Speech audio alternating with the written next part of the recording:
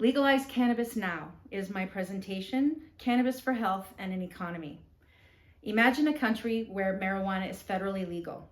Jobs are created, tax revenue soars, social justice is served, drug addiction actually decreases, and suffering patients feel relief. This isn't just a dream, it's happening right now in our neighboring countries, including Canada and Mexico. Today, I'll make a strong case for federal legalization of cannabis in the US, offering key arguments, including the economic benefits of legalization, medical uses of cannabis, social justice reform, including reduced incarceration rates. Cannabis historically finds itself in the wrong place at the wrong time and has a maligned reputation. It's been a convenient scapegoat for political and financial agendas. To look at its future, we have to examine its past. Prior to the 1900s, you could get medicine from anywhere and from almost anyone, including a doctor, pharmacist, witch doctor, or wagon merchant. Ingredients unknown. The first recipe of Coca-Cola contained 3.5 grams of cocaine. Pictured here, sold alongside chamomile tea, was cannabis indica. Regulations soon began where each ingredient was tested for the cause and effect, and it needed to be known. An ingredient like aspirin, say, reduced fever, therefore it was categorized as a medicine. Unknown or adverse effects categorized the ingredient as a poison, which, as cannabis effects were varying depending on the plant strain and the user, it was categorized as a poison, carrying that stigma for the next 100 years. Prior to 1900, our founding fathers, including George Washington, planted hemp along Mount Vernon to make sails, rope, fabric for the American flag, and smoked to stay calm while founding the entire United States of America. 1900 saw survivors of the Mexican Revolution bring cannabis to the southern U.S. fields, sharing it with their newly emancipated Black co-workers. But by the 1930s, it was vilified and race tagged as immigrants and slaves couldn't afford alcohol. Cannabis was attached to fear, as were the brown and black men. And in 1937, a politician named Anslinger politicized, continued to vilify, and taxed the living life out of hemp farmers to help the DuPont family launch plastic. In the 1950s, the Narcotics Control Act was much needed for control of opium, heroin, methadone, but cannabis was included. The 1960s, 70s, and 80s, the war on drugs created monsters out of hippies and veterans and any counterculture connection. It wasn't until the 1990s that 5 states adopted marijuana legalization. In 2000, 7 more. Then 10 years later, 10 more. In 2018, Canada became the first nation on the North American side to become a completely legal nation.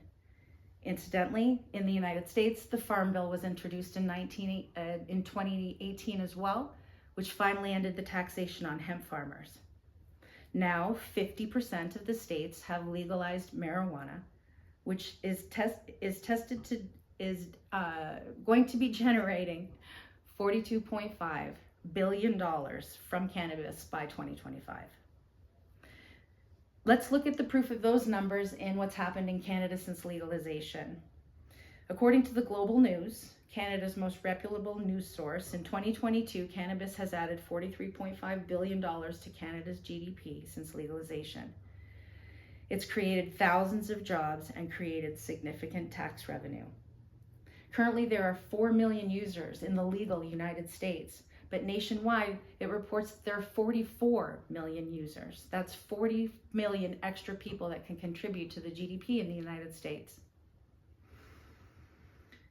3.6 times more brown and black people get sent to prison, despite similar usage rates against white people. So expungency and clemency, the final impact is an individual is going to contribute 25% more to the economy if they are released from jail for a cannabis infraction. Contributing to community stability, this reduces their use of the government assistance programs by 34%. And then there are environmental impacts. Sustainable practice, legal cannabis cultivation encourages sustainable agricultural practices. Reduction in illegal grow operations, which often harm ecosystems through improper land use and pesticides. This information comes from the ACLU 2021 in an article entitled Racial Disparities in Marijuana Arrests.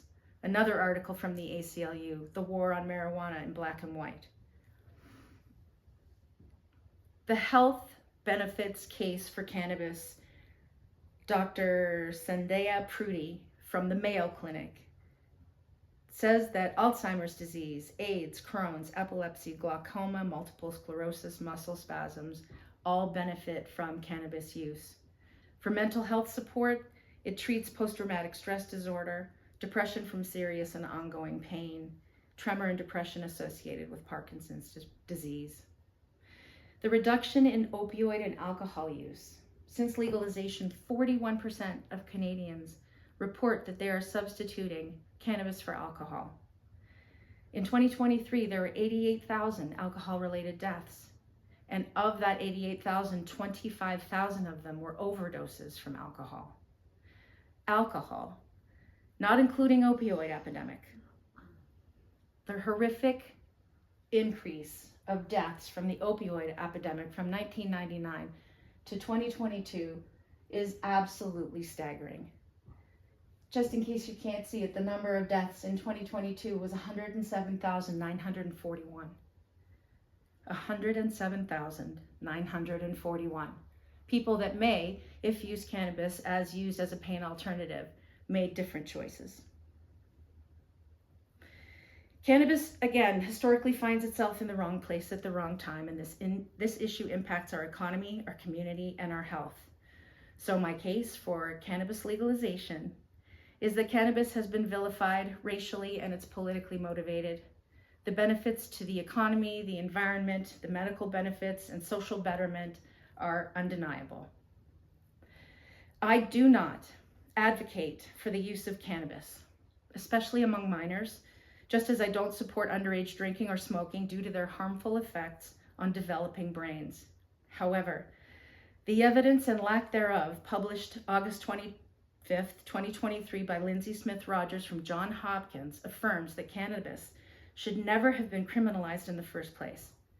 I firmly believe in its decriminalization and federal legislation. This move offers significant benefits, and the positives far outweigh the negatives.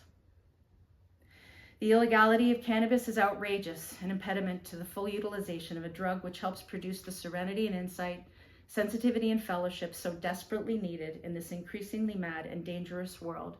So says Carl Sagan, renowned astrophysicist and science communicator. Thank you.